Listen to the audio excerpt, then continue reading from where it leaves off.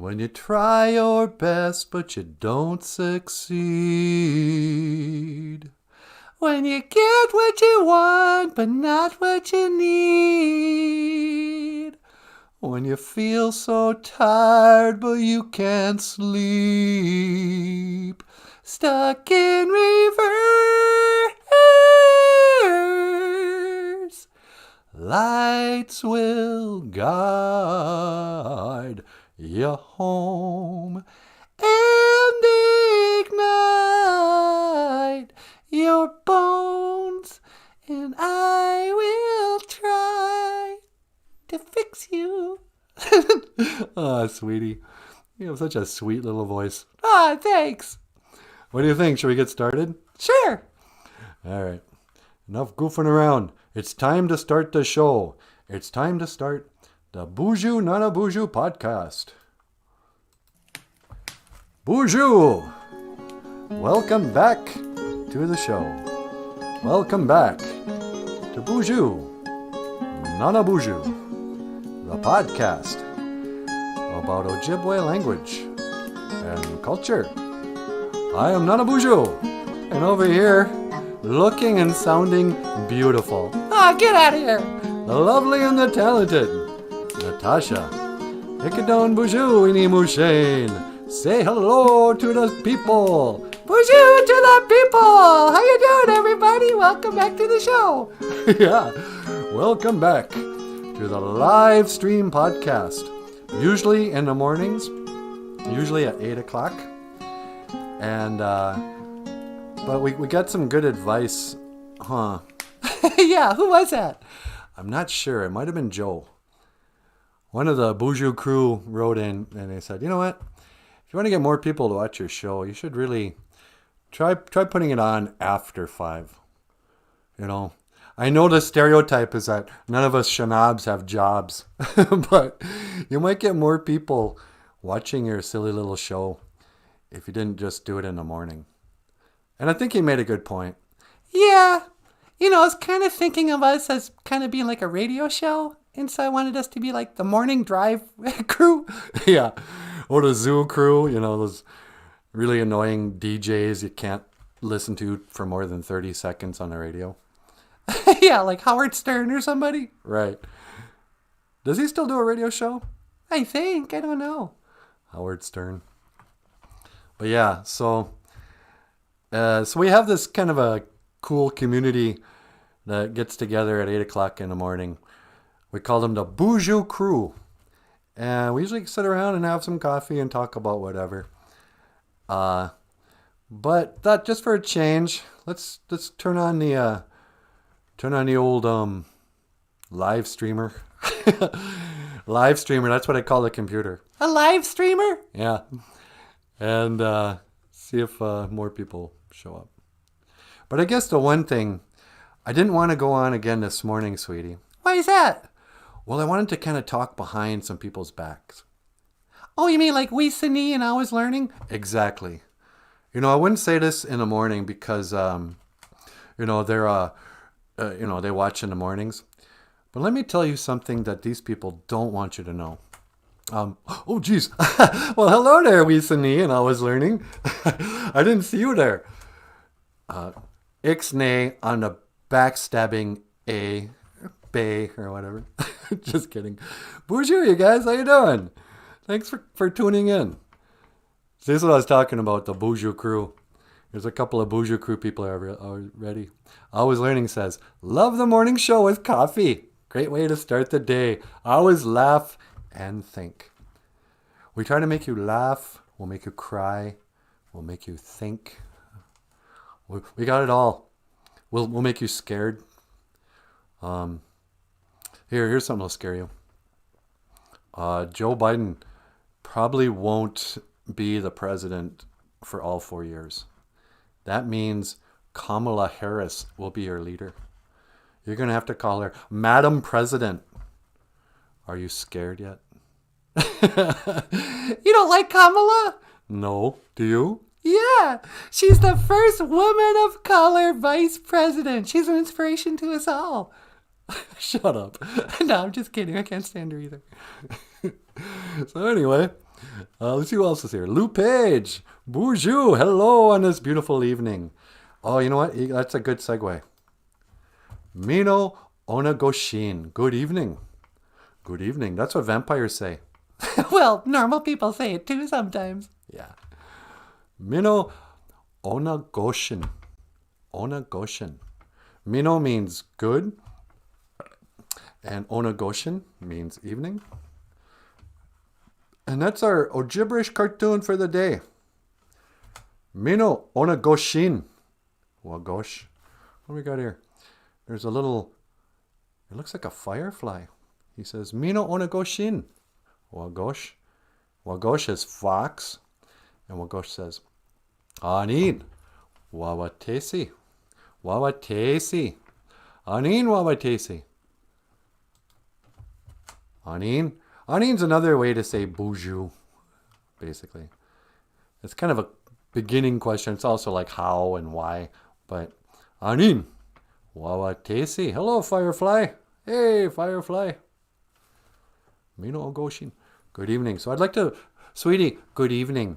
Good evening, sweetie. This is a cartoon by Michael Lyons. Did I even announce you today? I don't think so. Oh, ladies and gentlemen, Michael Lyons. Hi, everyone. Welcome to the show. And Michael's a cartoonist. We call him a rock star cartoonist because he also plays the guitar and he has long hair and that. And he did these cartoons in Ojibwe. And this is one of his from his comic strip, Ojibwe. If you would like to order a copy of Ojibwe, click the link below. If you would like to feed us and pay our rent, click the link to PayPal or Patreon. And if you'd like to leave us a tip, we have super chats available.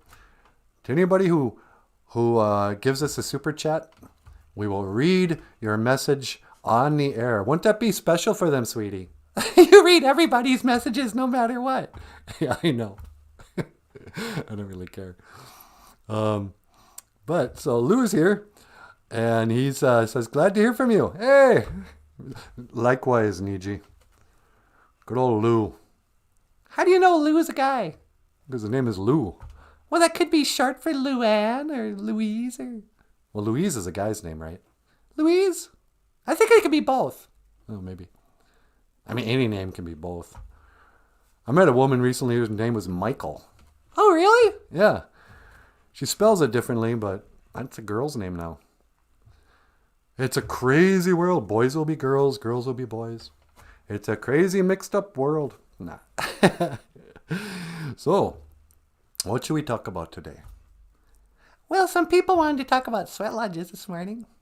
Should I just dive right into traditional spiritual practices? Or should we gossip about celebrities? I saw Britney Spears is in the news again today. Oh, really? Mm-hmm. What's going on with Britney Spears? I didn't bother to read it. I just saw Britney Spears, blah, blah, blah, and a picture of her looking her age. And I don't know. I didn't bother to read the rest of the headline, so I can't really comment on it. I think I saw that. Really? What's up with Britney these days? I think her lawyer quit or something, and he was friends with her dad. I don't know. Really? Yeah. So he had to quit. He wasn't serving her well. Huh. Free Britney. I guess the story, as I understand it, is that Britney Spears lost her mind, and so her dad became her conservatory or whatever. He became in charge of her. And so he's in charge of all the money and everything. And they say, oh, no, she's too crazy. She can't take care of herself or spend her own money. But she can live in a mansion and raise her children and go on tour and host the whatever, America's Got Talent or whatever she did. So she's going to court saying, hey, come on. Tell my dad to give me back my money. And he's like, no, you're crazy. Come on. Everyone saw you. You shaved your head. I mean, I'm not saying Britney Spears isn't crazy. She might be. Who knows? But I don't know. I like to feel sorry for millionaire superstars in the prime of their lives. But so our hearts go out to you, Britney. What was her sister's name? Oh yeah, she had a sister who was a singer for like a summer. And then she was on Saturday Night Fever or whatever that show is. Oh yeah, Saturday Night Live. Yeah, and like she was lip syncing, but they put a wrong tape in or something. And so she quit singing. Free Britney Spears' sister too, whatever her name was.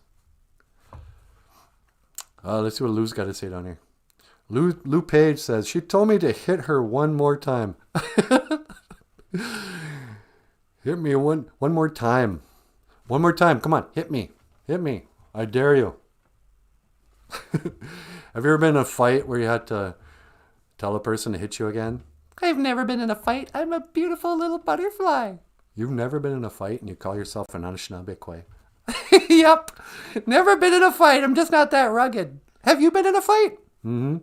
I've been in 3 fights. No way, you? Yeah. When I was a young man.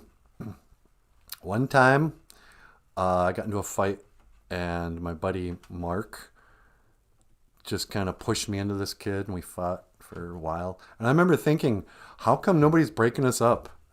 Yeah. I didn't want to fight this kid, but I'm just wailing on him because I didn't want to get hit back. And I'm like, okay, anytime now, can somebody please grab me and say that's enough? I'm wasting this kid. But then, you know, what happens when you get done with a fight, if you're me anyway, that adrenaline rush is so whatever that you want to cry. And so we got done fighting and he's all bloody and stuff and I barely got hit. But I was the one trying not to cry. You know, went in there, got suspended from school. Sorry, Doug. I wasn't even mad at the kid. What about the other 2 times? They were just like one punch, hit it and quit it. High school boys stuff. Nothing to brag about. But no, I avoid fights like the plague. You avoid the plague? Yeah, I'm not sure how you avoid a plague. But, is that what the coronavirus is? A plague? Yeah. Is this like the bubonic plague or something? I don't think so. I think it's like the common cold that everyone's overreacting to. Yeah. Okay. Hey, did you get your shots? Did you guys go in and get your vaccinations? Did you go in and get your whiskey shots? They're giving out free shots of whiskey at the Indian Health Service for everyone who gets a vaccination. Are they really? No. That'd be funny though. Yeah. Come in and get your shots and then get a shot. Get a shot for a shot. Although I heard like in California or one of these godless places, they're giving weed to people. And come in and get a joint or something. And join the lottery. Weesanee says, at least once. Were you, Weesanee, have you been in a fight? Did you have to, go fisticuffs? Were you a fighting Sioux? Hey, that's racist. Don't you know that we're not mascots? I can't remember what UND changed their name to. But they're no longer the Fighting Sioux. They're like the Jayhawks or something. The Jayhawks, like the band from Minneapolis? Oh, they were great, weren't they? Yeah. You guys know the Jayhawks? When I was in college, I used to listen to the Jayhawks. What was one of their songs? Take me with you when you go. Each night when I go to bed, I pray. Take me with you when you go. Each night when I go to bed, I pray. Stay with me, don't you know? Yeah. Should I stay with you, sweetie? Yeah. Lou Page says Fighting Hawks, I believe. Oh, okay. They're the Fighting Hawks. So they're no longer the Fighting Sioux. They're the Fighting Hawks. I'm waiting for the Hawks to come out and go, hey, that's racist. Yeah, we're hawks, but we're not just fighters. We also fly. How come nobody ever stands up for the animals that are being racially objectified as these mascots? Oh. For that matter, how come the Norwegians never came up and said, hey, your football team, that's racist against us Norwegians. That's a stereotype. We're not all Vikings. Well, if they are the Vikings, they're not the Norwegians. Yeah, I guess you're right. What about the Fighting Irish? No, that's racist. Except you can't really insult an Irishman, for that. I've never met a person who's from Ireland who's like, hey, why do you guys want to stereotype us as fighters? I wonder if UND ever played football against Notre Dame. I wonder, are they in the same conference? I don't think so. But I go to a football game between the Fighting Sioux and the Fighting Irish. I'd just go watch a fight between a Sioux guy and an Irish guy. That'd be fun. I want to see what happens. Who's tougher, the Irish or the Sioux? Who can drink more, the Irish or the Sioux? These are questions that they never get to the bottom of. These are critical race theory questions. Who's tougher? Who can drink more? The Irish or the Sioux? It's it's a debate that rages on in classrooms, in colleges, in churches. Families have been divided. It's that subject at Thanksgiving you can't bring up. Well, I think the Sioux are the toughest. Well, I think the Irish are. Get out of my house. People take that really seriously. Do they? I doubt it. Hey, Resme T is here, brother. How's it going, brother? It's nice to see you. You can weigh in on this. Those Métis, they're north of the Fighting Sioux. There's another group of fighters. Who's tougher, the Sioux or the Métis? I can tell you who are better musicians. Who? The Métis. You think Métis are better than Sioux people? Well, not better than Sioux people. They're just... The Métis, the people from Turtle Mountain, they're kind of famous for being great musicians. They have a really vibrant music culture there. They even have Turtle Mountain has Got Talent or whatever.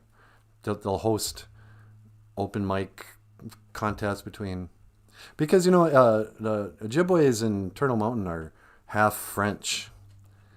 And so when their ancestors came over and got together, they brought their fiddles and their guitars and whatnot, all these French fur traders or whoever.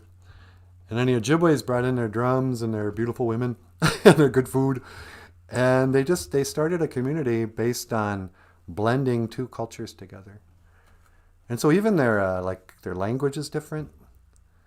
I used to have a friend from Turtle Mountain, and he'd tell me different words they'd have for different things. He'd bring up something, I go, what is that? He goes, well, that's what we call a cigarette, a chundi, or whatever. And so anyways, nice to see you here, Resme T. Fighting Hawks. I have a big mouth, says Wisani. Had a bigger mouth when I was a child. Learned how to back up my words at a young age. Yeah, if you're going to be mouthy, you better be ready to be a fighter too. Or be really funny. I had a buddy once who was a really little guy. And he was super funny. He was one of the funniest people I ever knew. And I go, what's up with you? How come you're so funny? He goes, well, look at me. I'm 5'2". In my school, if you couldn't make him laugh, I was really in trouble. So he avoided fights by keeping it light. He'd make jokes. And I was always kind of a skinny kid, and I wasn't very tough. So I remember there was one time. Here's a story. Here's a story for the young people growing up. Back in the days of the grandfathers, I think it was 1986. And my buddies and I were really into the new wave of music and culture. And so before we'd go out, we'd get together and we'd put on, our good clothes. We'd put on our eyeliner. We'd put on our earrings, our bandanas, our jackets with the sleeves rolled up, our ripped jeans. You know, whatever. We look like a rock band, even though we're just a bunch of skinny kids. And we go out. But back in the days with the grandfathers, you couldn't get into a bar. Well, still today, I guess.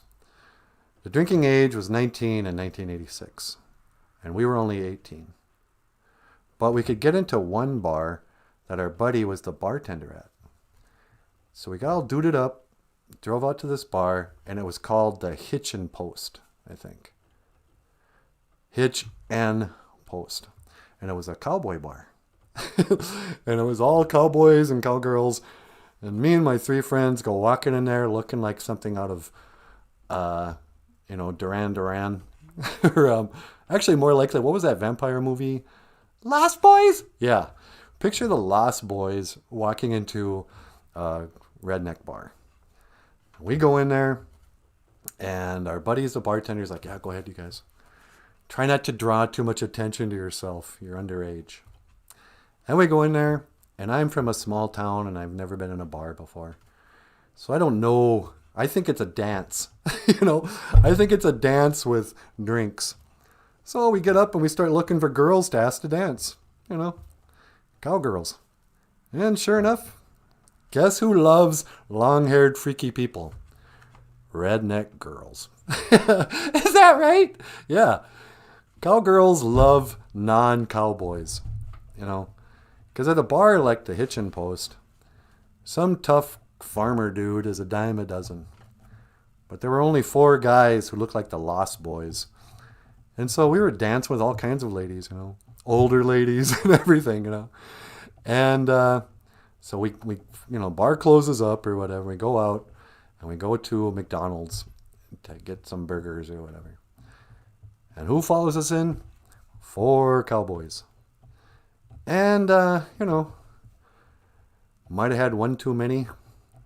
Might have thought I was funnier than I was.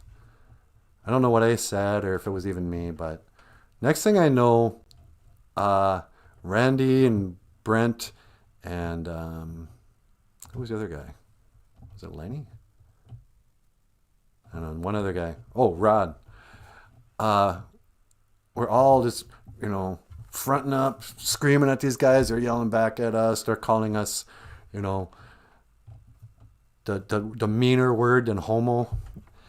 And they didn't appreciate my David Bowie sensibility to fashion. They didn't like my kind. And so they wanted to fight. And so did my friends. They wanted to fight too.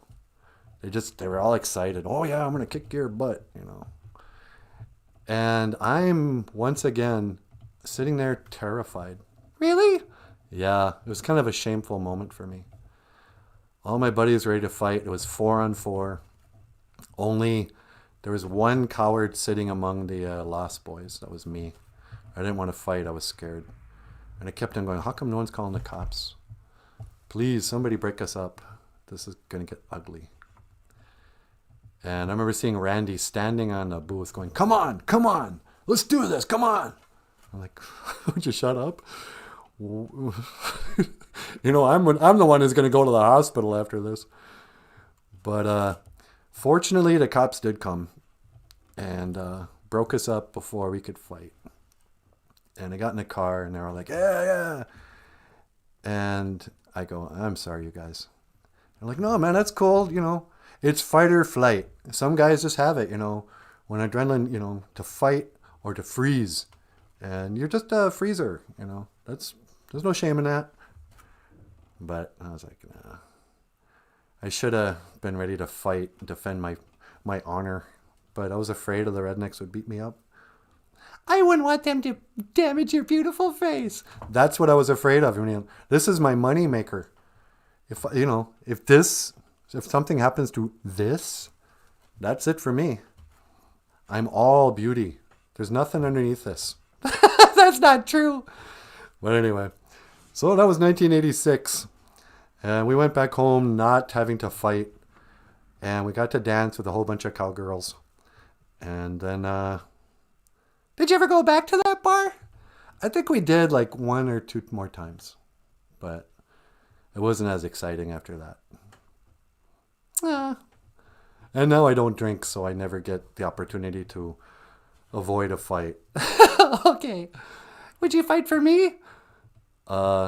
Depends on how big the guy is and, what you said to make him mad. Well, what if you mean you wouldn't just fight for me? Well, I'd like to, but, I guess I just want to hear what he said first. What if I had said something that insulted him and then he was going to beat me up? Well, might be a hard lesson to learn. Shut up! Nah, I'm kidding. Of course I'd fight for you. I'd take a bullet for you, baby. Would you? Mm-hmm. I mean, I wouldn't fight. I'd just jump in front of the bullet. Second shot, you'd be on your own. Okay. Anyway. Res Métis, the Fighting Métis. Yeah, is that what your mascot is now? Because all these Indian communities, they're the last ones to still have warriors be their mascot. Oh, we're the Red Lake Warriors. And all the white people want to say, hey, that's racist. It's like, we're Red Lakers. Okay. We'll let you guys get away with it for a while longer. Recently says, that's the ultimate art. The art of fighting without fighting. Thank you. That's what I thought. I was trying to be water as karate master, what's his name? Bruce Lee. Bruce Lee. I'm like Bruce Lee. You learn karate, so you never need to use karate. Actually, you know who I looked like when I was in high school? Who? Ralph Macchio. Did you really? Yeah. I look so much like Ralph Macchio, strangers would stop me and go, hey, do you know who you look like? I go, yeah, I know, the Karate Kid. I was never that insulted by it. Really? Yeah. I mean, because it was sort of true. I could see it. I mean, I looked like the Karate Kid, but I really looked like Ralph Macchio in The Outsiders. Oh, were you like Pony Boy? Yeah. Was he Pony Boy or he had another gay name? What was it? Soda Pop. Yeah. No, he wasn't even Soda Pop. What was Ralph Macchio's character in The Outsiders, you guys? He's one who said, stay golden, Pony Boy. All that's green is gold when he died. See, that's what would have happened to me. If we had fought those cowboys, I would have ended up like Ralph Macchio in The Outsiders. Yeah. So, what movie is the most like your childhood? what movie is the most like my childhood? Oh, that's a good question. My high school, well, when I was in elementary anyway, you know how like small towns we get stuff later than stuff in a big city? Like a movie will come out and 6 months later it'll come to your town. People in the Midwest, we don't hear, I mean, now the internet's changed everything, but back in the days of the grandfathers, trends happen slower. So even though it was the early 80s, LaPorte still looked like the 70s. There were still a lot of hippie looking guys. Everyone had an old car. So if you look at old pictures from my high school, you'd go, oh, is that the early 70s, the 60s? It's like, no, those are just old cars. We couldn't afford new cars. But so even though the movie was set in the mid 70s, well, I guess I was a kid in the mid 70s. But the movie Dazed and Confused. Oh, really? Yeah. Dazed and Confused reminded me a lot of what it was like when I was a 7th grader. Little League or baseball games, all that hazing. They had a lot of that kind of hazing back in the day. I mean, they didn't beat us with paddles as freshmen, but they would give us snuggies or wedgies or what do you want to call it. And there was a lot of burnouts and jocks and, Aerosmith music. So my childhood looked a lot like Dazed and Confused. What about you? What was it like when you were a little girl? Probably a lot like that. Kind of like Days.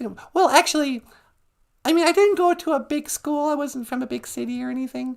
But the Breakfast Club, I really related to the Breakfast Club. Yeah.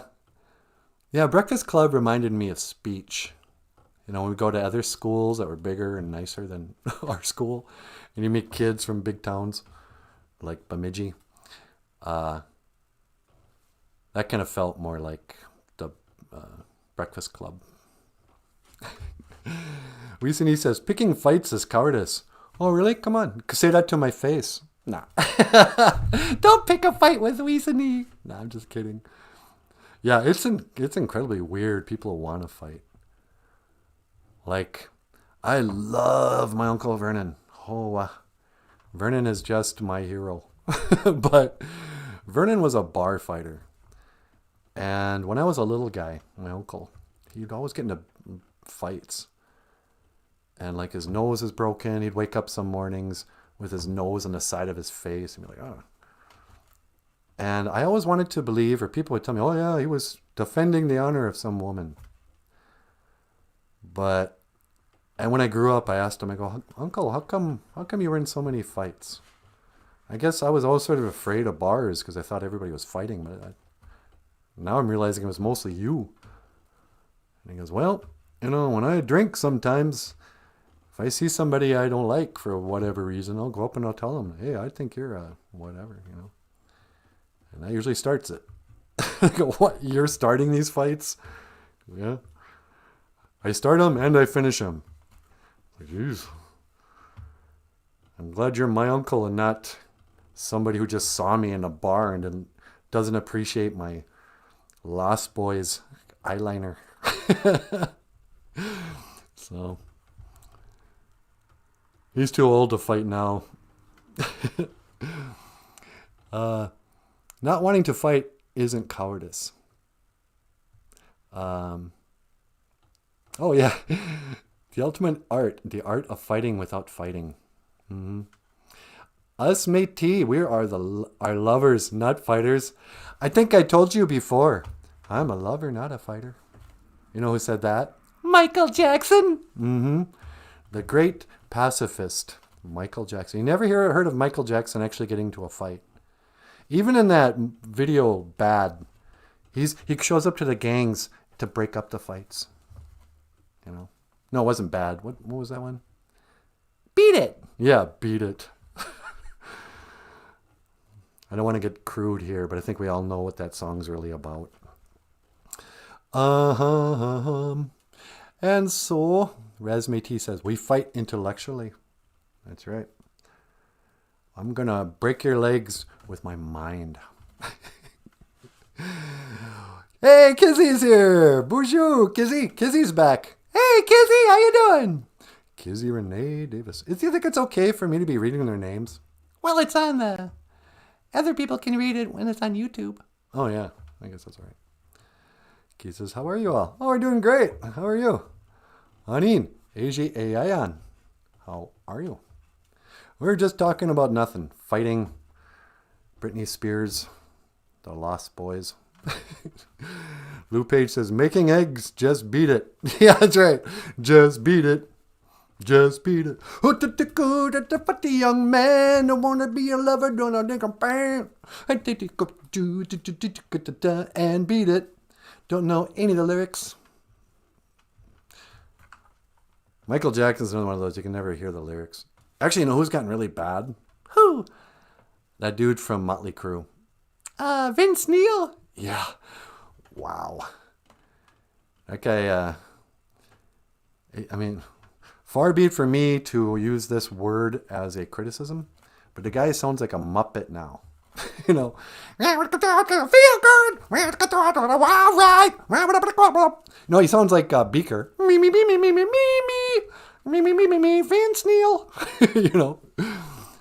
Yeah, Vince Neil is and he looks terrible. I know, I saw him. He's so fat. Ugh. I think it's time to say goodnight, Vince. Take the final curtain call. Don't you think so, Paul? Yeah, it's really true. Vince Neil has been on the road too long. There's nothing more embarrassing than when some old guy is still singing songs from when he wrote, like in his 20s. Yeah, huh? That's stupid. How you doing, Paul? Oh, I'm doing great. Gonna rock and roll all night and party every day. Okay. Paul Stanley, you guys. So yeah, it's not easy for Motley Crue. They're so old now. I would only listen to hip young groups like Kiss. Anyway.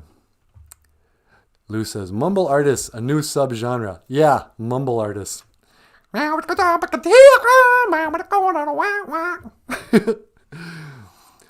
Anyway, so today what I'd like to talk about a little bit is the sacred Madusiwan, the sweat lodge. Madusiwan. This morning we were talking about Finlanders. There's been a long time misconception, I guess. Yeah, that's a good way to put it.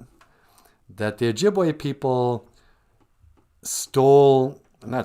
but we fashioned our sweat lodges after the Dakota people.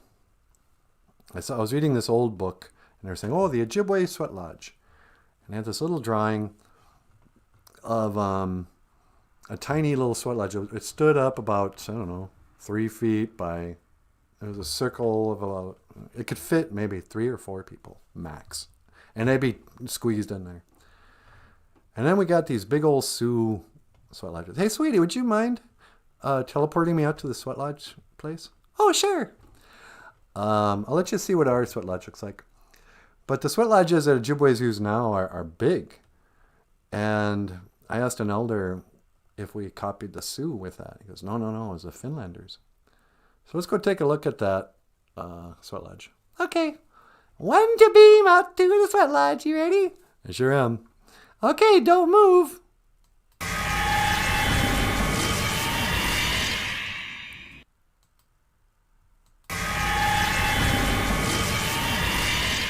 Bloop. Hello. Hi, sweetie, it's me. Oh, hi. Did you make it out there okay? Yeah, I sure did. How's the sweat lodge look? It looks great. So, sweat lodges, Madusiwan, are a spiritual, ceremonial building. The Ojibwe sweat lodge looks just like the Dakota sweat lodge. And sometimes white people are pretty disappointed that they're not made out of birch bark. I think a lot of people think they're made out of birch bark. But it's a big old circle thing made out of like willow trees bent together. And then there's all kinds of tarps and whatever. It gets all blocked in. And I know you guys probably know this already, but you build a big old fire. And underneath that fire, you put a bunch of rocks. And let the fire burn down. And depending on, who your medicine man is or who's running the show, there'll be different things. But basically, you have 4 doors, they call it, 4 sections. You bring in super hot rocks. Well, you go in there, first of all. And the firekeeper will bring in the rocks on like a, whatever. And the person putting on the sweat will bring them in. And I think, what is it? There's 28 rocks, and you bring in 7 rocks at a time. Then they close up the sweat lodge, and it's completely black in there. And they'll pour water on the rocks. And then you'll sing songs, and you'll go around and you'll pray one at a time, sing some more songs. Some people have visions. Some people just pray. It's also a place you can purify. It's a good place to sweat out a bunch of gunk. But yeah, and I could talk for a long time about the million different aspects of a sweat lodge and what it means. And it's one of those things where people get very touchy about, protocol. Oh, you're never supposed to walk in between the fire or in the pipe or whatever. The door should always be facing the east. You can kind of tell the sun is behind. The sun's going down now. So that goes down in the west. As you can tell by the way the shadows are working. And I remember my first sweat lodge ceremony. We actually did in the winter. It's full on winter here by November. And so I think it was Thanksgiving weekend. we went up to his place near Grand Forks, and there's snow on the ground and everything, so we had to dig an area out. And we built a fire that burned for like 6 hours. We're standing out there, in front of our faces are burning and our backs are freezing. So you're constantly like rotating, you know, you're like a rotisserie chicken. But then when all the fire burns down after 6 hours, the rocks glow red. And you drag them in there, you go in there, and they close the door. And it's so hot that you can't think of anything except how hot you are. But that's part of the, that's actually pretty helpful if you want to pray. If you sit and focus on how uncomfortable you are, it's just miserable. If you sit and focus on prayer, you don't really notice. But, you know, so you'll go on the first door, sing, pray, do whatever, and then somebody will say, door, and I'll open up the door. And all the steam and stuff will come out, smoke too, I guess. And, you know, each door, there's different things you do, but it's basically about prayer and cleaning or, you know, purifying. There's usually a pipe ceremony at some point. Some people bring the pipe into the lodge. Some people do that right outside the lodge. Doesn't matter. And, you know, lots of times people will say they hear something, or they'll see something, or you'll see like little sparks, blue lights. I don't want to give up all the secrets, but sweat lodge, man. And, you know, it's kind of like church. Take that, Notre Dame. Oh, sure, you got your big old whatever. We got this. You know, compare this to the Vatican. Yeah. So we're very humble people. Joseph says, gonna build one. Oh, are you really?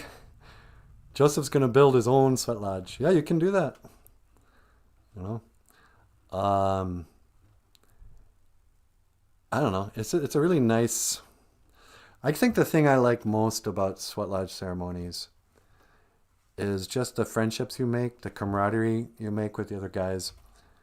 There's a lot of time to just stand around and talk. And, you know, you're in a sacred place, but not every moment is a ceremony.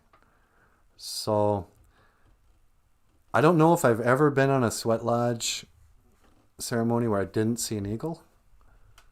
You know, we have a lot of eagles up here, so, you know, or, you know, but there have been a lot of people who've, they swear the sweat lodge, Medusi one, they credit the sweat lodge for keeping them sober. There are even some prisons that bring in a medicine man or whatever to put up a sweat lodge, let the prisoners sweat once a week. And a lot of people trying to get off drugs or alcohol or whatever, they'll find the red road and start going on sweat sticks to stay sober. Sometimes people will pick up bad spirits along the way. They'll have a manji manadu on their shoulder.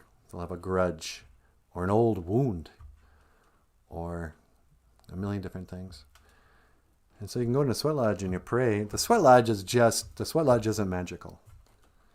But Gichi Manadu, it's a place where physically you're kind of paying for your prayers, they say sometimes. But it's just a really intense way to pray hard and to humble yourself.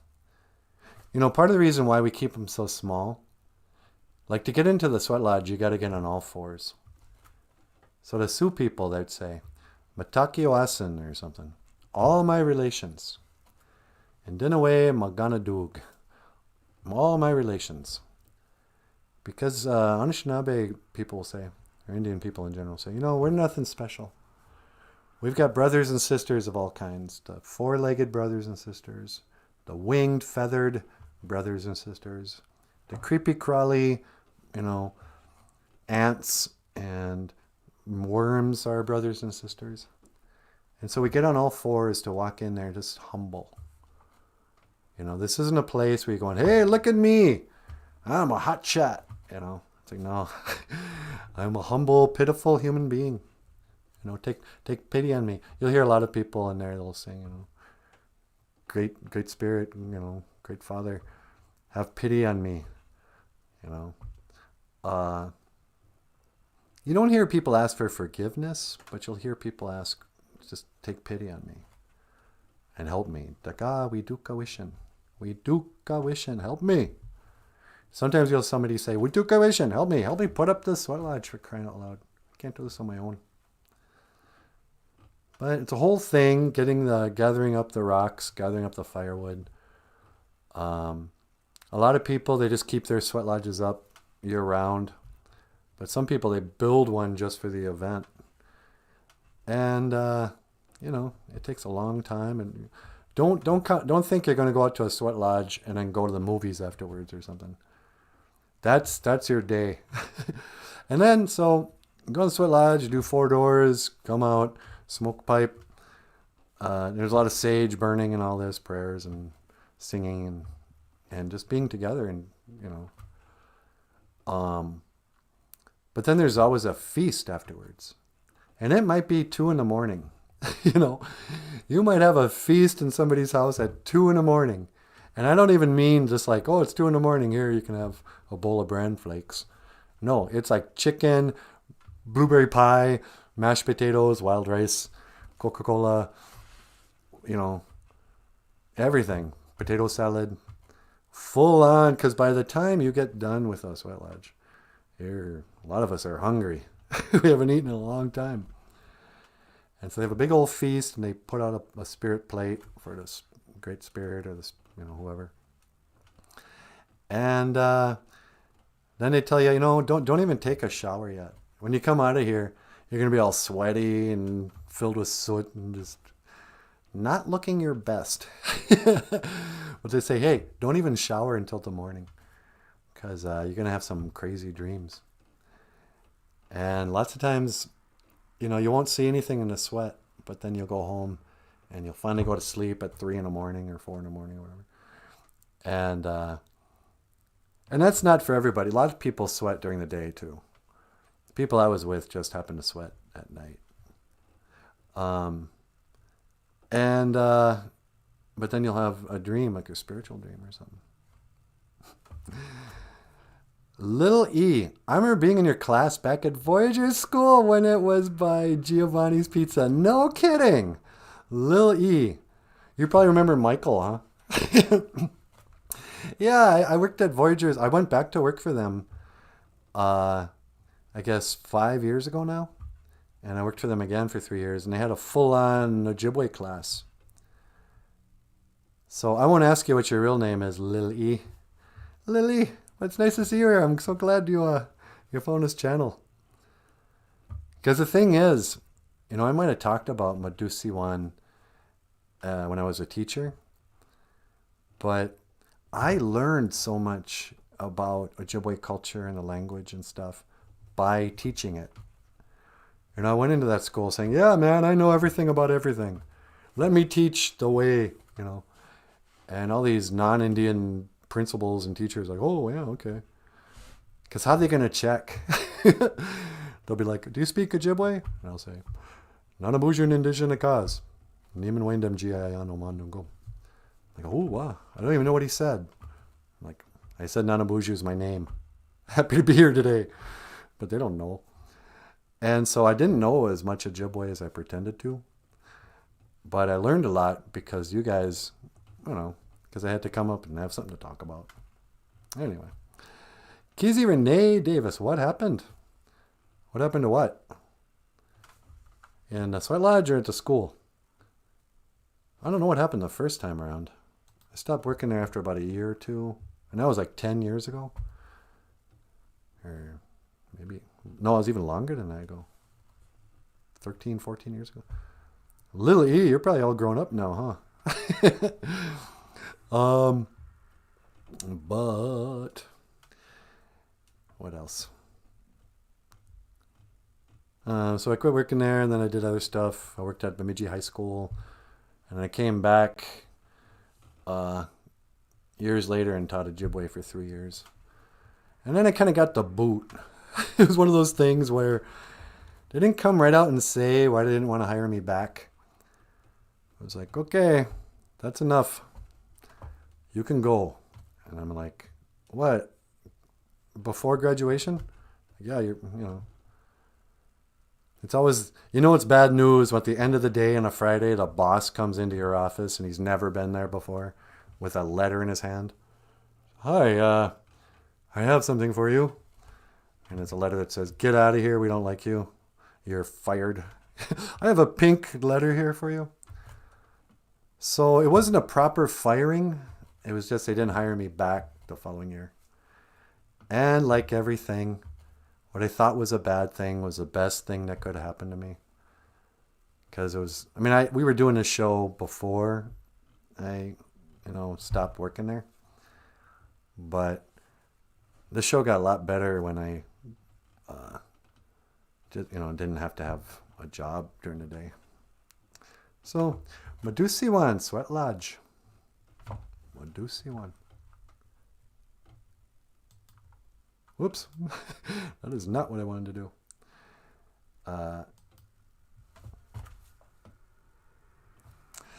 So, I guess I'll call Natasha. She can pick me up. Hello. Hey, sweetie. Hi, you ready to come back? Yep. Can you teleport me back to the studio? I'd be happy to. Hold on, let me lock on your coordinates. I'm going to go back to the studio. Okay, I gotcha. Hang on. 1 to teleport.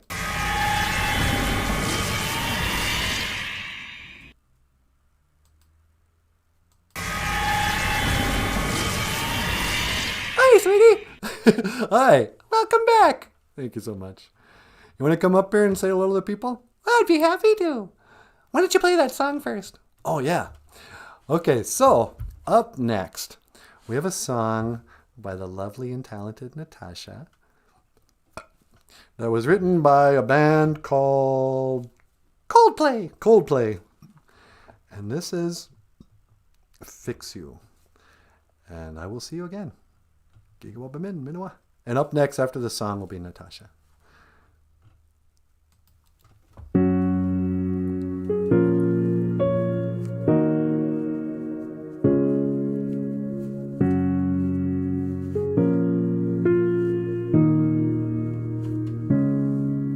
When you try your best but you don't succeed,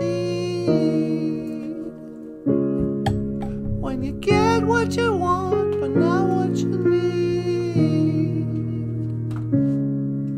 when you feel so tired but you can't sleep, stuck in reverse,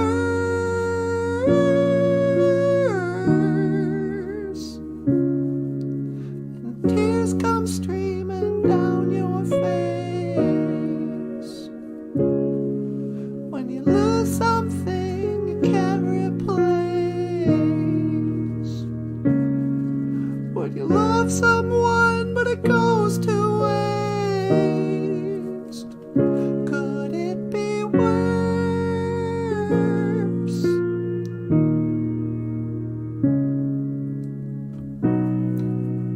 Lights will guide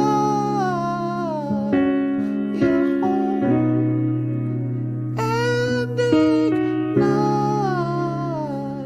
your bones, and I will try to fix you.